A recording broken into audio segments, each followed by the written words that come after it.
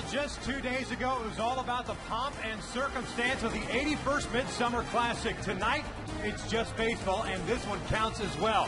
The first of 4 against the Seattle Mariners beginning tonight. As we take a look at the American League West standings, the Texas Rangers currently leading the Boston Red Sox at Fenway Park, have a 4.5 game lead over the Angels as we kick off the proverbial second half of the season. Hi, everyone. From inside the Big A, Victor Rojas along with Mark Gubza. Glad you could join us once again for Angels Baseball. We hope you certainly enjoyed those 3 days off, because we certainly did. We're ready for some action. And as we get into the second half of the season, you have to look back at the history of this ball club, Goob, because this team in the second half has been pretty good. Yeah, they certainly struggled going into the All-Star break, but the reality is you look back on the positive, and this club has been so good in the second half of the season, the last number of years, in particular, '08, when they had the first, the top record in all of baseball in the second half. Last year, second best. So you look back and look for the positive. Of course, in '02, when you look at that, the way that club turned out to be world champions, they were 3 games back at the All-Star break, ended up making the playoffs as a wild card and went on to win the World Series. So there's a lot of positives. There's some guys that certainly have to come through for them in the second half. Well, the one thing they cannot do is rest on their laurels and rest on that history. They've got to go out there and do it. And tonight, Yoel Pinheiro will be towing the slam for this ball club. And much like Jared Weaver, he has been as consistent as the Big Ace. Well, he's been throwing the ball so well. Even in particular at home, 6-2 with a 2.2 ERA. So he's throwing the ball well. He works down in the strike zone so effectively. Of course, in his last 7 starts, he's going 6-0. Beginning part of the season, there were a couple of those games in which the reason why the ERA was inflated, he had a couple of games in which he gave up 3 home runs. Worked down in the strike zone, tremendous sinker, feels his position exceptionally well. Good curveball, slider, and of course the split finger fastball has been very effective for him. Well, Pinheiro will be going up against a right-hander by the name of Doug Fister, who got off to a terrific start, but who's been scuffling of late. Down in Huntington Beach, they want some Angels baseball. We're going to give it to you, along with lineups and first pitch when we return.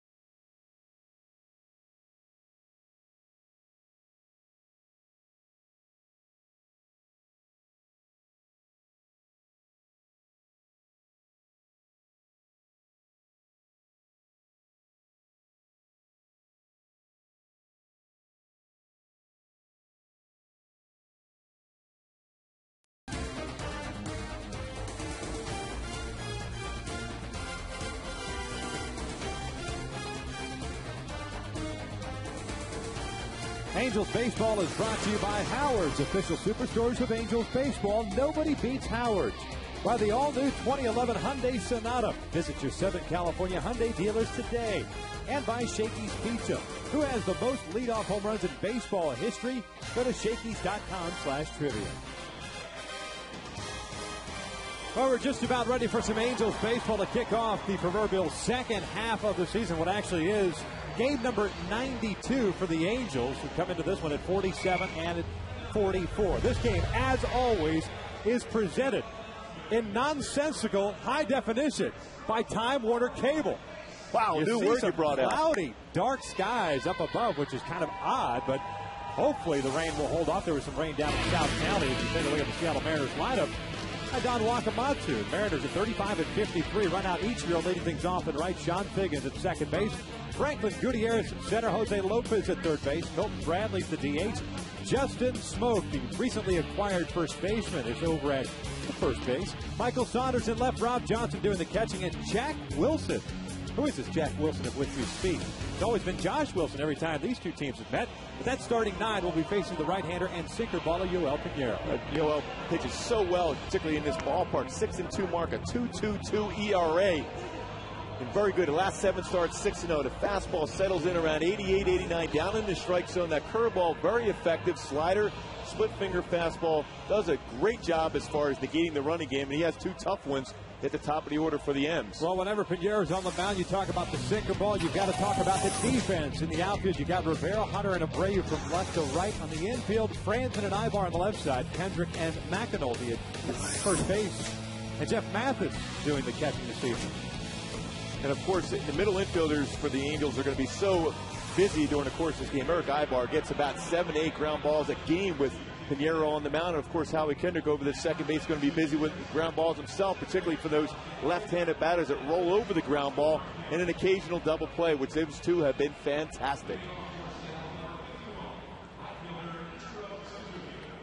Today's broadcast is on AFN, the American Forces Network, broadcasting to the U.S. Armed Services, serving in 175 countries and aboard ships at sea. They're watching around the world in Iraq, Germany, Italy, Southwest Asia, South Korea, and Japan. We welcome you all. His first pitch is in for a strike. Ichiro comes in hitting .326, 3 home runs, 24 runs batted in. He'll take a fastball on the inside corner for strike 2. Duke coming off his 10th All-Star appearance on Tuesday. He went 0 for 2 in that game. Getting a start in right field as that big curveball misses down low, and it's a ball on 2 strikes. He made a nice play on a fly ball to right center field during the course of that game. Great jump. Very good outfielder, above average arm. You're going to see Pinheiro and the rest of the Angels pitchers, when they get ahead, try to get him to swing and miss that curveball that we just saw in the dirt. A 1-2. Down and in. 2 balls, 2 strikes. And because it is a little bit more overcast than normal here, the sun really just peeking through at certain spots, as you see on our screen here by the pitcher's mound out in shallow left center. Ichiro bounces one towards the middle. Ibar's going to have to get rid of it quickly. And Ichiro is retired for the first out.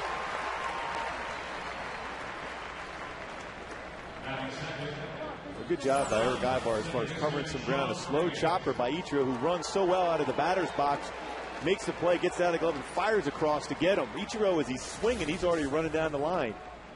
Nice start for the defense for the Angels here. So that'll bring up the former Angel, Sean Figgins, who continues to scuffle. A .235 average, no home runs, 22 RBIs. And the struggles really pointed towards the splits, whether it's from the left side or from the right side. Figgins hitting .308 against left-handed pitching, just .200 against right-handers. And when you look at Sean Figgins, we saw him earlier in the year, a lot of fly balls. His game is all about speed and hitting the ball on the ground and line drives. If he elevates and hits fly balls, generally it's going to be an out. 1-1 pitch is down low, and it's 2 balls and a strike. How much of that do you think, I guess, comes with the pressure of signing a big free agent contract? And almost being put in a situation where you got to be a run producer. Well, he's a table setter, hitting the number 2 spot, obviously behind Ichiro, but he's a guy that's generally is the one getting on base and stealing bags and scoring runs. Asked to do a little bit more so, and that's why you see the fly balls. Pinheiro falls behind it, 3 balls and a strike. Talking about the overcast skies, with drizzle.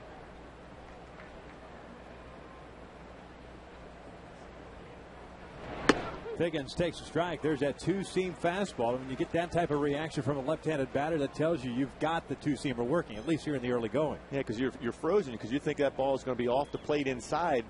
Next thing you know, it runs out over the plate. Now he's going to go with a fastball inside once again. Fouling this one off. The count remains at 3-2. The top of the show, we were talking about the Texas Rangers leading the Boston Red Sox. They still are. That game now in the bottom of the 9th inning. Texas up 7-2. They got 6 runs in the top of the first inning against the knuckleballer Tim Wakefield. And Tommy Hunter made it hold up as this one's out to shallow center field. Torrey, who is playing extremely shallow, was able to make the catch for the second out of the inning. Again, that's that fly ball that Sean Figgins hit. Torrey read it well. Playing shallow, came in on, made the play pretty easily. See how shallow he's playing him to hit the ball the other way. Comes in, the first good step, makes the play. So a ground out and a fly out for Pinheiro to face Franklin Gutierrez here with 2 outs and nobody on.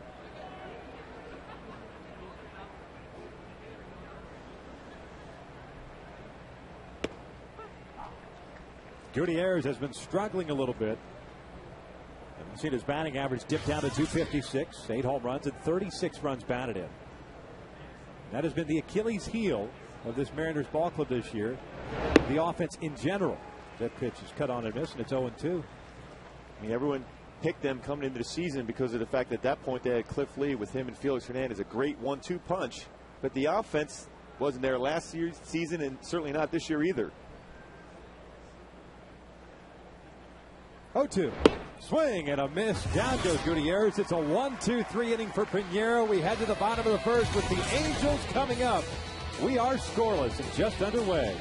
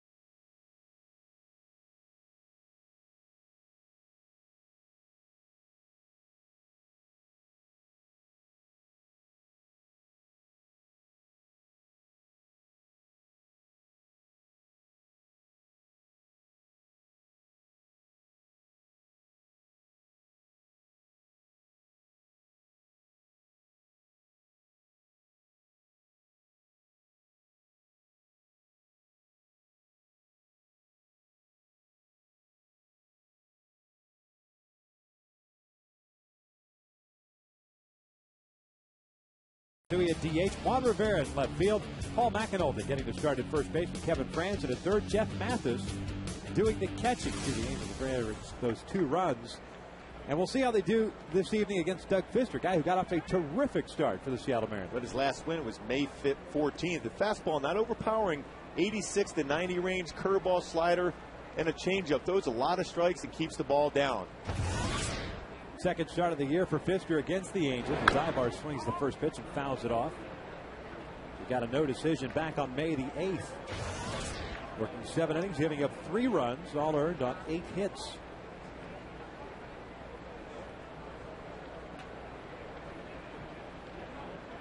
Fister also spent some time on the disabled list as Zybar takes down low. Some right shoulder fatigue.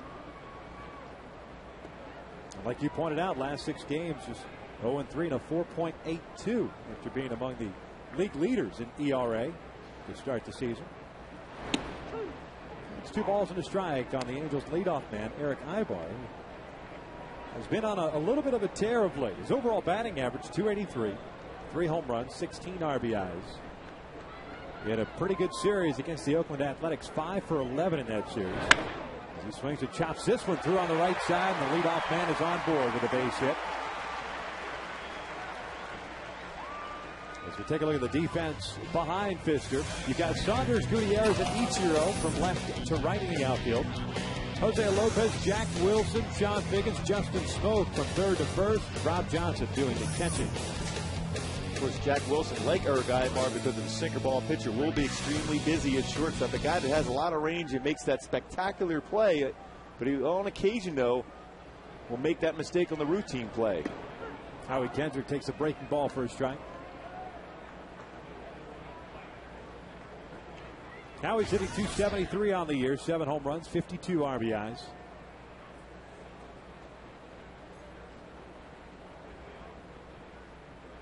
That breaking pitch just misses outside. It's 1 ball, 1 strike. The Angels have fared well against the Seattle Mariners this year. 9 games played thus far, a 7-2 mark. And overall against the West, 16-11. While the Mariners are 7-21.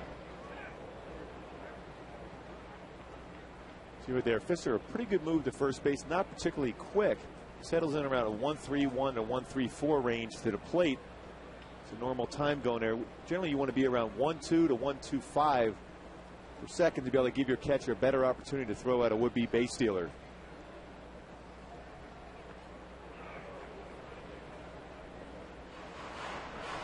Well, Fister certainly paying attention to Ibar at first. Mariners catchers have caught 9 of the last 12 attempted base stealers since June the 2nd. Rob Johnson 10 for 25. Kendrick takes that sinker down and in, and it's 2 balls and a strike.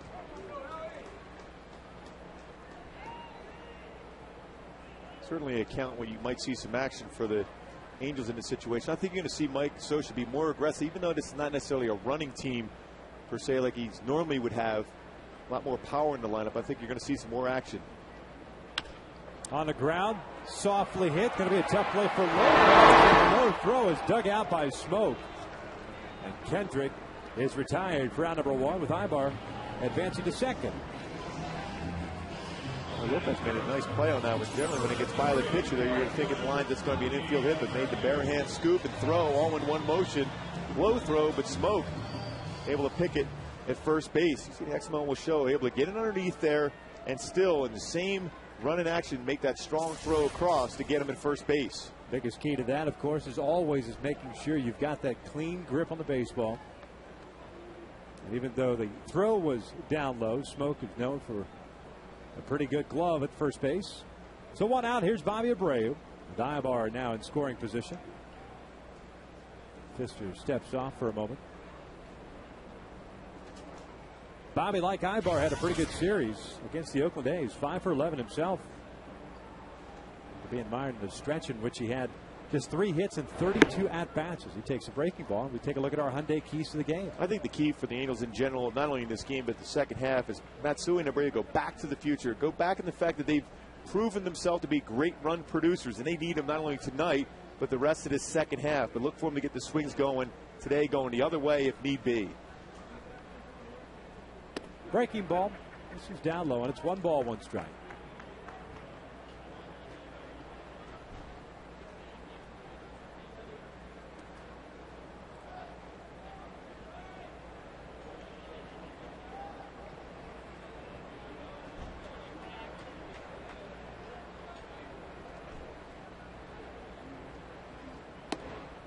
Little sinker missing down low, and it's another good hitter's count at 2 balls and a strike.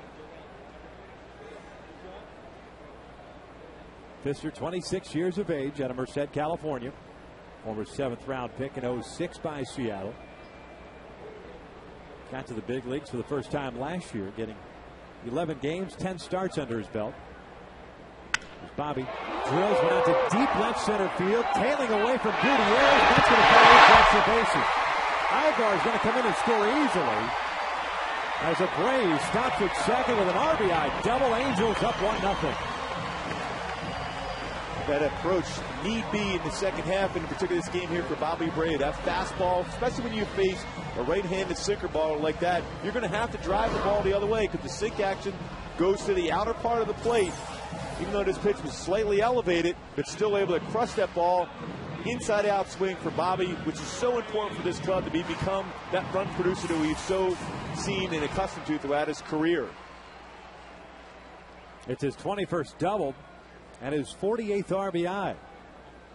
And here's Torrey Hunter, the 4-time All-Star now.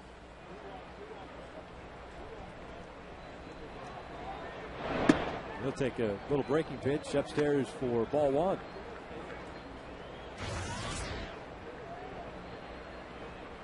.298, 15, and 62. Pretty good numbers for Torrey Hunter. As he gets jammed, hits a one-hopper over to Figgins. He'll be retired for out number 2 with Abreu advancing to third.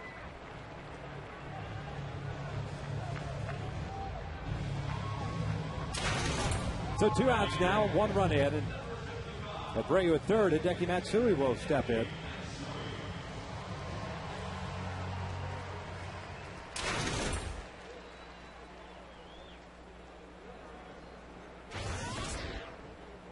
Overall on the season, just 252. 10 home runs, 47 RBIs. Numbers down, of course, after the very strong month of June, in which he bounced back. So he looks at a fastball up and away. Matsui 2 for 17 on that last road trip. There's the numbers, the up and down, or peaks and valleys, if you'd like, for Matsui this year. Got off to a great start, struggled in May. Came back in June, struggling now in July. So unusual because that swing generally has been consistent throughout his career. I think you've seen him trying to pull too many pitches. Whether it was because of that new Yankee Stadium last season, whatever, but the reality is he's got to get back to that good, short, compact swing that him and Mickey have been working on as far as with soft toss and extra batting practice. And again, Pfister has shown through the first 5 batters now, getting behind in the count at 2 balls and a strike.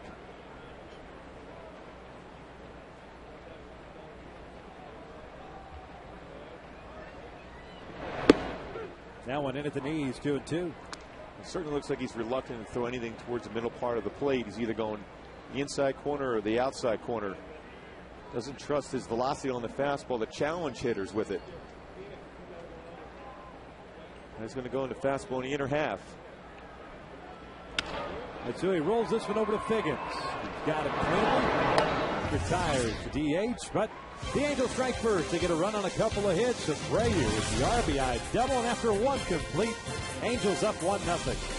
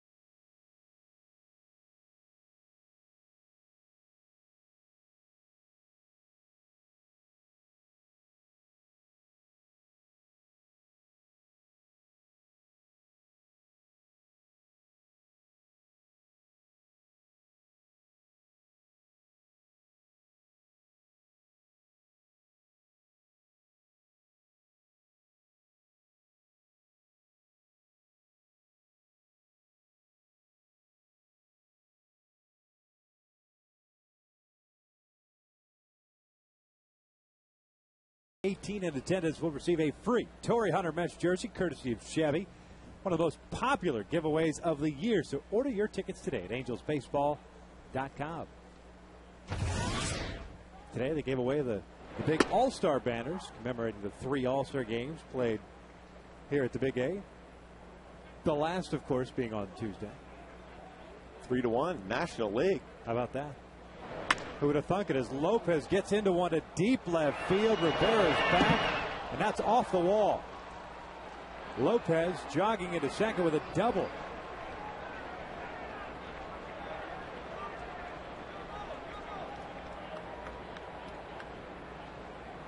'18th double of the year for the third baseman. That's a pretty good number throughout his career against the Angels. That was a pitch that was up in the inner half of the plate. Fortunately enough, that ball stays in the ballpark, but an opportunity maybe if you get back there, but instead stays in the yard. You got a double. Now if you're Pinheiro, you got to think of lines. Okay, use that sinker. See if you get Bradley hit the ball to the left side instead of the right side of the infield. Here's Milton Bradley, the DH. He skies one on the very first pitch. Out to left. Run away. Lopez stays at second base. You talk about an unproductive out, and that certainly was the case there for Milton Bradley and the Mariners. You want to, at the very least, hit a ground ball to the right side to advance Lopez, get him to third with 1 out. Instead, he's still at second. Good job of pitching, though, by Pinheiro to get that fly ball to left. You can see he wanted to stay away, forced him to hit that ball to that side of the field. Bradley just come in hitting .210 on the year. 0 for 1 now this evening. Here's Justin Smoke. New first baseman was part of that deal that sent Cliff Lee over to the Texas Rangers, former first-round pick out of the University of South Carolina. Switch hitter.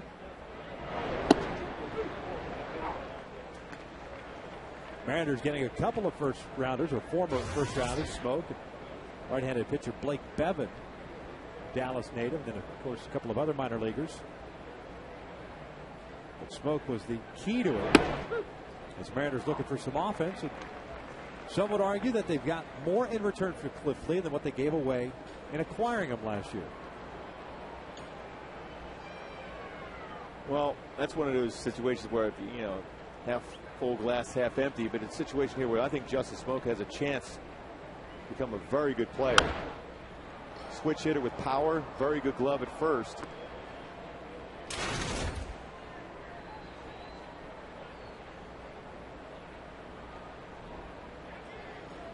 At the end of the day, you're looking at 4 players in exchange for 1 for a guy who's going to leave in 2.5 months. But as you go along closer to that deadline, more and more clubs get involved in that trade talk. So the asking price goes up. For the Yankees, I mean, Cliff Lee had said he thought he was going to the Yankees, and then all of a sudden Texas came aboard. And the thought process being, at least if you're Seattle, was the fact that the player that they were getting back, Justin Smoke, compared to what they would have potentially gotten back from the Yankees, was already in the major leagues. The catcher that they were talking about from New York was still some distance away from getting to the big leagues. And Seattle obviously in need of some offense now, and have a player at least under control for an extended period of time in the big leagues now, as far as arbitration dollars and so on and so forth. You can definitely see the potential, though. Justin Smoke, as we've seen right there, struck out there. He does have the potential to strike out, but he also has a chance to drive the ball out at all fields, especially a big yard like Safeco, which they play 81 of their games there.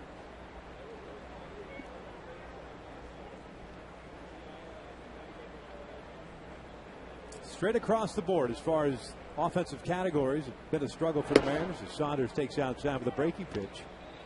And it's 2 balls and no strikes. 14th in the American League in average, 13th in home runs, 14th in runs, 14th in slugging, 13th in on-base percentage. And yet through it all, a 3.89 staff ERA, which is 4th best. And the rule of thumb is when your offense struggles like that, then all of a sudden the pitchers try to become too fine and make mistakes, yet they pitched very well. Like everyone anticipated them pitching well, and their bullpen is strong also.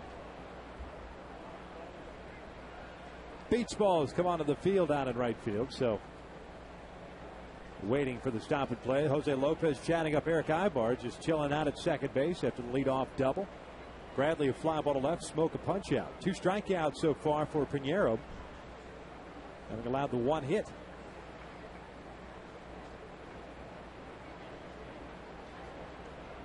Saunders, a big guy that's got the ability to drive the ball out of the ballpark, but he has scuffled this year as far as average. A 216 mark for him.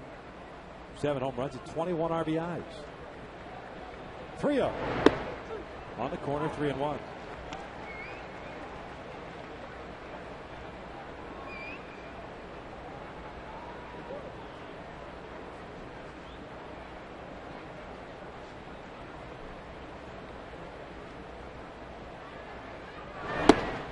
Good off-speed pitch. Hitter's count anticipating that fastball and just pull the string. That's pitching right there when you think about it. 3-1 count. Although you do have an open base, you can expand the strike zone, change speeds, because even if you walk them, you have a right-hander coming up on deck, and Bob Johnson. So the situation is, don't give him anything too good to hit. Payoff pitch. And he'll take. Check his swing. He did not go. Says Alfonso Marquez, and that's a walk. So 2 on, 2 outs now for Rob Johnson, the catcher. Sinking fastball, trying to get the outside corner. Did get the corner, but just below knee level.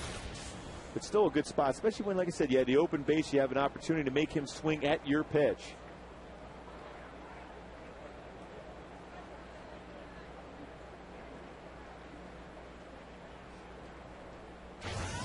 Johnson hitting .205 with a couple of home runs, 13 RBIs.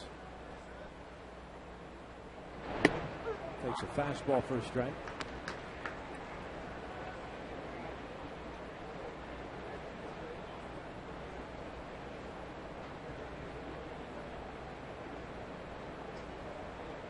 Angels getting a run in the first inning on a RBI double by Bobby Abreu. Johnson swings at that off-speed pitch. Ooh. No balls, 2 strikes. Jose Lopez at second, Saunders over at first. Outfield shallow against Johnson. From Rivera to Hunter to Abreu. Here's the 0-2. Sinker is tapped foul. Well, after you throw that sinker down and in, you try to throw that 2-seam fastball off the outside corner to catch the corner. Should be able to get him out.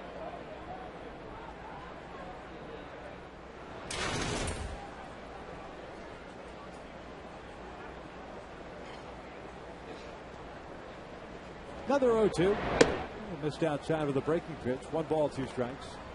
Just a 4-game homestand for the Angels against the Seattle Mariners, and go out on the road for a week. 2-game set against the New York Yankees. A night game on Tuesday night, day game on Wednesday, and then a 4-game series beginning a week from tonight down in Texas against the Rangers. There's the 1-2. Down low, Mathis blocks it. 2 balls, 2 strikes. It's 2 4-game series in Arlington this year. Rangers, of course, will be back here at the Big A at the end of the month. Well, that's a tough part of the schedule for Mike Scioscia and the Angels when you think about it. That's why he needs to get that offense consistent once again. Go to New York for 2, Texas for 4, come home for 3 against the Red Sox, and then the Rangers come into town for 3 more. Need to be able to score. 2-2, missed inside, so we've gone from 0-2 to 3-2, and this will get the base runners going with 2 outs.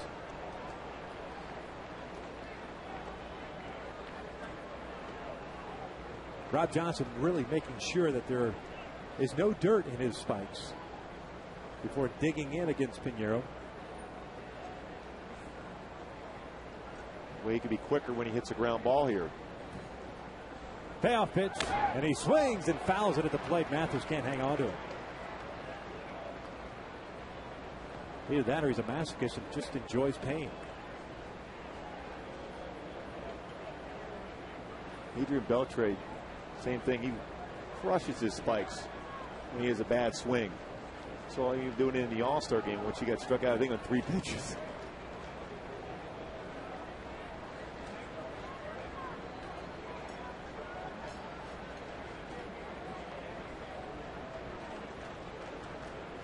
.20 pitches thrown by Pinheiro here in the second. Runners go. The 3-2 is fouled back. Going with another fastball.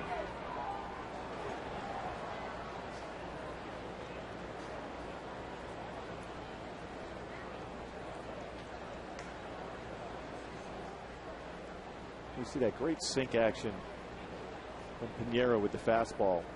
Pitches east to west. I mean by that, stays down in the inside corner and, of course, the outside corner. Doesn't do a real good job as far as going north and south up into strikes in too often because of that sink action on the fastball. Well, after throwing a couple of sinkers and seeing a couple of foul balls, Pinheiro and Mathis want to just make sure they're on the same page here. I used to have a tough time doing that myself. I was a guy that sank the fastball out. I could not elevate the fastball real well. If I did, it flattened it out, and that's the ball that ended up getting hit pretty hard. So you got to stay with your strengths. If you're a sinker ball pitcher, stay down, go inside, outside with that fastball.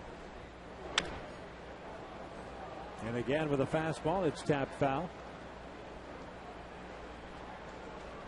Lopez and Saunders getting some work in as far as cardio work. The base runners on the base paths.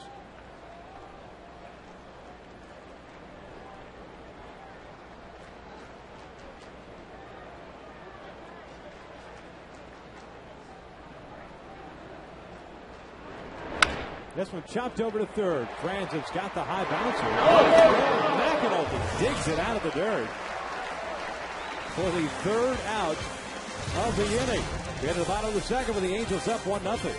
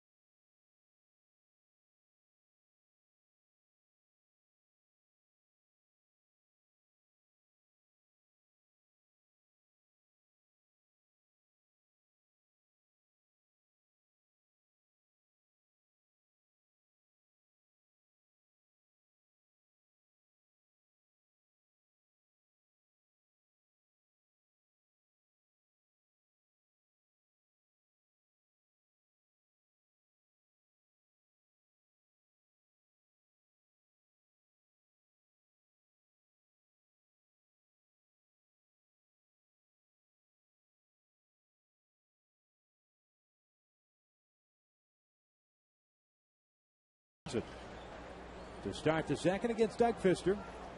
Gave up a couple of hits, including the RBI double to Bobby Abreu. Ibar laid the game off, or at least the Angels part of the game off. A bouncing single to right. He scored on that double by Bobby. And Rivera takes a strike in at the knees. Juan comes in batting .240, 10 home runs, 34 runs batted in. A 4-for-9 series against Oakland as these skies went out towards center. Gutierrez is there, puts it away for the first out. Let's take a look at our Farmers Insurance True Stories of this game. This date in 2003, Garrett Anderson became the third All-Star Game MVP in Angels history. Remember that GA? He actually won the home run hitting contest there too, GA. It's a pretty good All-Star weekend for Garrett Anderson at that point. So one out for Paul McAnulty, who is 1 for 18 in his Angels career. The one, a home run, as he hits one right back up the middle. Jack Wilson has it from his knees. That would have been the play of the year. It's an infield single for McAnulty. Well, we've seen Jack Wilson make some unbelievable plays at shortstop. Great range. Seems to be able to make a pretty solid throw, even in a play like this. Sliding down, trying to flip it in there. Pretty accurate throw. But McAnulty able to beat that throw there. Howard's Exmo will show that tremendous range and throw from his knee, falling away, yet was on target with the throw. That would have been sick. I still like that Mark Burley play, though, beginning part of the season. That's pretty good. There's Kevin Franzen with 1 out, 1 on. Well, McAnulty just snapped his 0 for 17. Let's see if Franzen can knock off the big goose egg in front of his 0 for 19. Drops his batting average to 286. He's got 9 RBIs on the year. All of his extra base hits doubles. He's got 10 of them.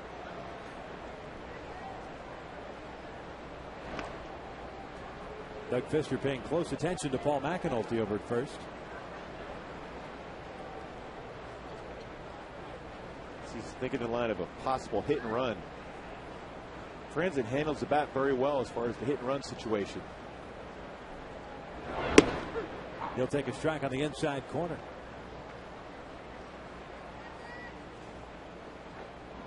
That 0 for 19 extends out just a little bit more to 1 for his last 26.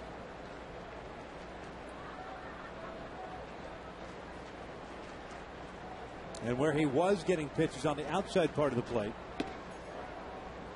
takes that breaking pitch outside and taking it out toward right field. Now he's really seeing a lot of pitches on the inside part of the plate and getting jammed quite a bit. At that point, you got to open up the front hips quick enough to be able to get the bat head out, to be able to drive and pull that pitch there. They're going back outside here with another breaking ball. Hard hit, and that's past Wilson into left field.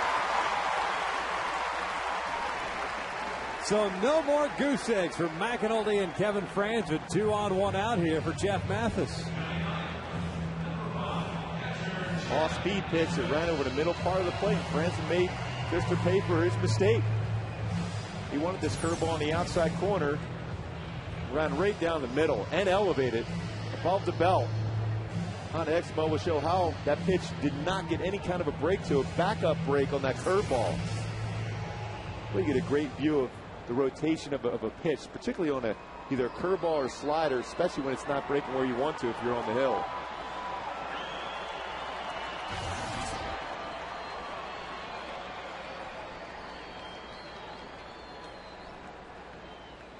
No spin move, and again Fister preoccupied with McAnulty.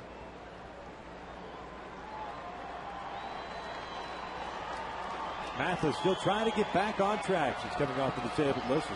1 for 8 in that series against the Athletics. 2 for 14 on the road trip as he swings and lines it into center field. Base knock. McAnulty will be stopped at third base. Gutierrez, a terrific throwing arm. 3 straight base hits here with 1 away in the second, and it spins the lineup back to the top and Eric Ibar. Well, we talked about it, touched on it in the opening about the importance of the bottom part of the lineup starting to be effective as far as getting base hits. And so far, all 3 guys at the bottom part have had good approaches at the plate. Hit the ball at the middle. Of course, Franzen turned on that hanging breaking pitch. But Exmo show, fastball up. Key for Jeff Mathis is keeping that squat action as far as his legs down. If he's standing too tall, he'll pop that ball up, stay down, and went forward with his momentum and drove that ball up the middle. Ibar with a single on a run scored in the first inning. Mariners had their middle infielders playing back, corner infielders playing up. Ibar fouls off the first pitch, and it's 0-1.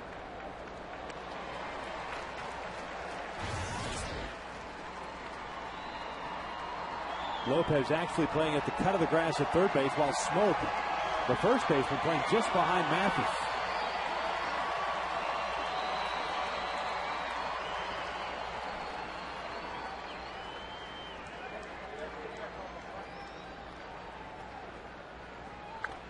Rolls this one foul into the Mariners dugout. No balls and 2 strikes. Eric had come into this ball game hitting .365 since June the 3rd. That's the 3rd best mark in the American League. That number went up a little bit with that first inning base knock.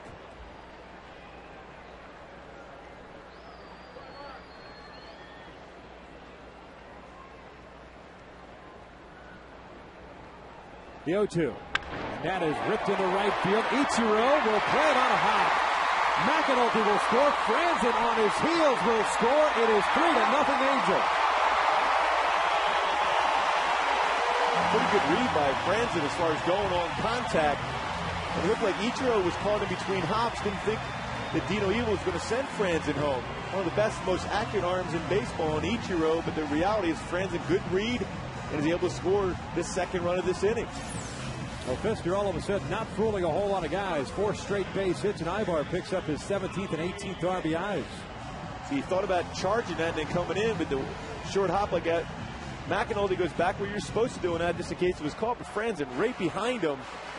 Looked like it caught Ichiro by surprise that he was going to attempt to score on that ball.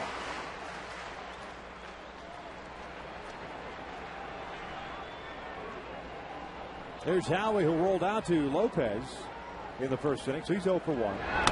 So he gets jammed there with Ibar going on that pitch. Looked like a little hit and run. It's Kendrick trying to protect.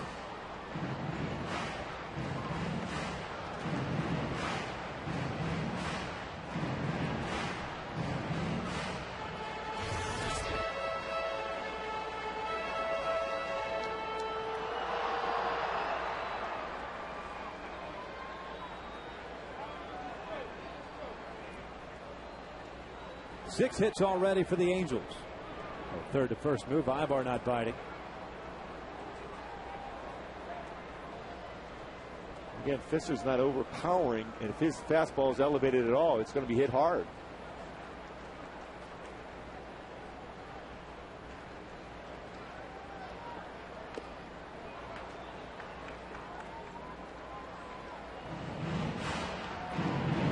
Howie frustrated with his swing there. That was a fastball off the inside corner. Back-to-back pitches like that. Fister trying to jam him, keep him in the infield. Howie trying to recognize that. Now he's going to try just to put it in play any way he can. Better chance for here. Fastball on the outside corner. And Howie punches it down to right field line. That's going to go for extra bases. Mathis will score. Ibar being waved around. Here comes a throw from Ichiro, and Ibar is out. 4-0 Halos.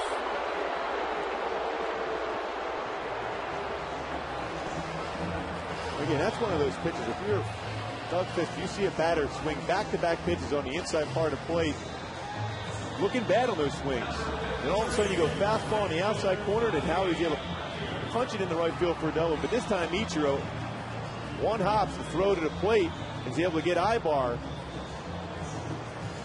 Bob Johnson did a nice shot, would be able to block the plate even though the throw was up the first base line enough. Put the glove there, and of course his whole body to cover the plate. Next moment was showed a tag was applied before Ibar was able to get his hand on the plate. So 2 outs here in the second. But 5 straight hits now brings up Abreu with Kendrick at second base. His 22nd double, picking up his 53rd RBI.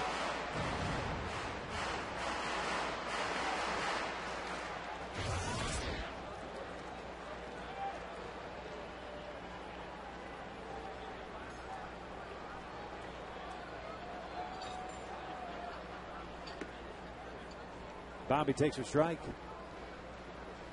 Rick Adair paying a quick visit to the mound with Fister prior to that pitch. Bobby had a double in the first, also picked up an RBI, his 48th. He fouls that one straight back. No balls, 2 strikes.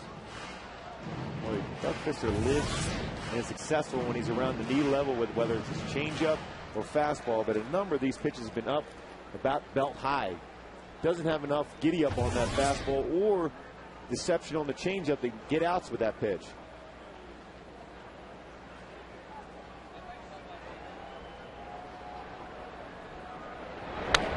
Allen rolled foul. Yeah, you're obviously, as a pitcher, looking for separation. Whether you're a guy that tops out at 85 or 95, you still need that separation between the fastball and the changeup in order for it to be effective. And I thought of that earlier, where we saw a couple of 74, 75 mile an hour curveballs. So we'll get it over breaking distance. Well, that's the key for him because he's not going to throw a fastball by at 90, but it's all about his movement, his location. And there's that off-speed pitch, and it gets Abreu For the third out, Fisker picks up his first strikeout, but the Angels do some more damage. 3 runs on 5 hits, and after 2, they lead it 4-0.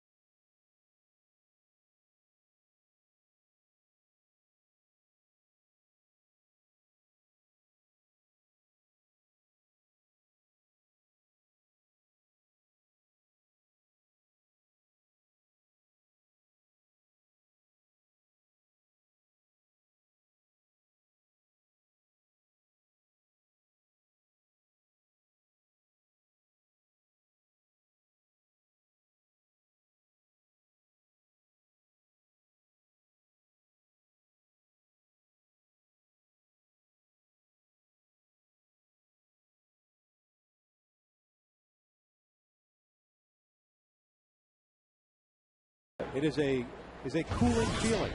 The first pitch to Jack Wilson is in there for a strike. Remember when we set that record? We were part of 2 records, weren't we? One in Dodger Stadium with the scream by Ozzy Osbourne, too. The longest scream or loudest scream or that whatever. Was an unfortunate participation on our part. That worked out real well. Yeah, exceptionally well. Wilson takes down low, and it's 2 balls and a strike. It was cold back when we had the snugging thing going. It was freezing.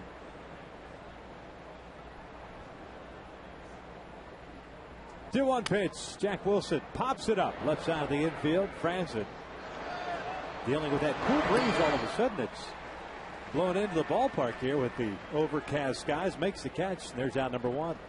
And the next Wells Fargo Big Bang Friday takes place tomorrow night as the Angels take on the Mariners. Come out to the Big A for an exciting American League West matchup. Then stay for that spectacular post-game fireworks. Purchase your tickets today at angelsbaseball.com. Hey, speaking of fireworks that were just unbelievable, how about the July 4th spectacular that we saw? Obviously, we saw it from the bus. That was incredible. That was a sick show. And it lasted forever. And it was like right next to us. I was worried about the bus catching fire. It was very comfortable when the bus was like rocking like that. It was a good feeling.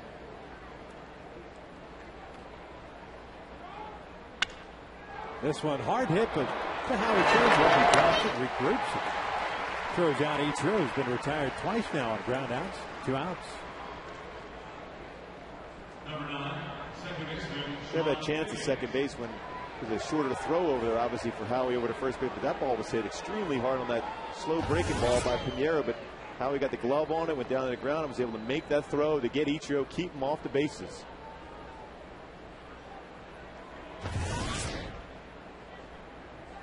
Sean Figgins steps up with 2 outs, nobody on. Pinheiro's had a 1-2-3 inning once. He did that in the first. Ground out and a fly ball, as well as a strikeout of Gutierrez. Figgins takes outside, and it's 1 ball, no strikes. Figgins launches that lazy little fly ball to shallow center field, which Torrey tracked down, so he's 0 for 1 as he takes that pitch inside. It's 2-0.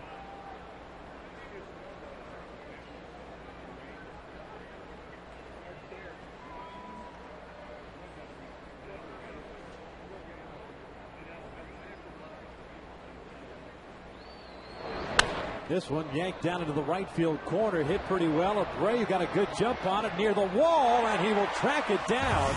And looked like he banged his wrist or arm up against the railing there, and hopefully he is all right. It's a 1-2-3 inning for Pinheiro. Angels still up 4-0.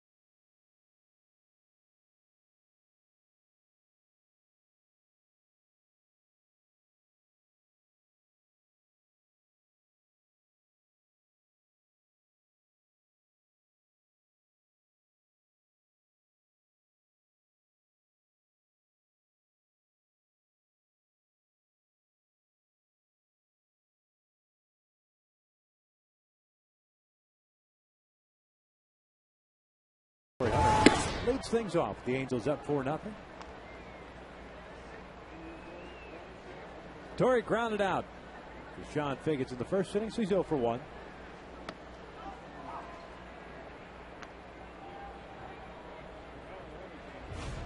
Take a look at our U.S. Marines, leaders of the game. First Angel center fielder selected as Torrey caps this one over toward third. Lopez double clutches, still throws down Hunter for the first out. 2 straight All-Star games as Freddie Lynn did it. Certainly had an impact. A lot of fans went crazy when Torrey Hunter was introduced there in the lineup for the All-Star game. Torrey Hunter.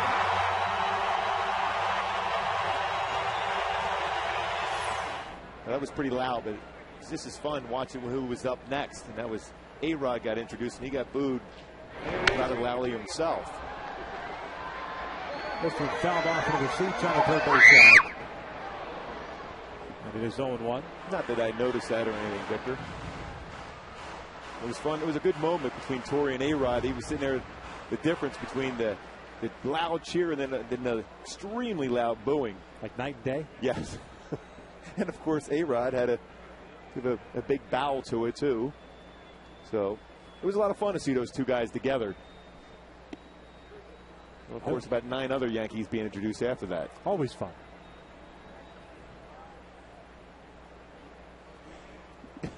You seem like you're saying that sarcastically, Victor. Oh, no, I enjoy the All-Star game. Who won?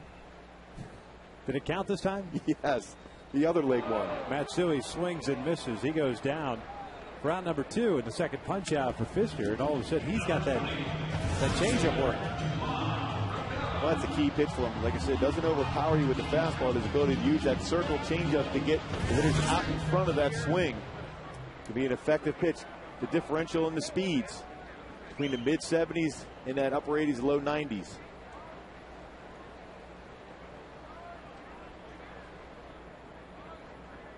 There's Juan Rivera, who hit a fly ball to center field leading off the second. He takes a strike.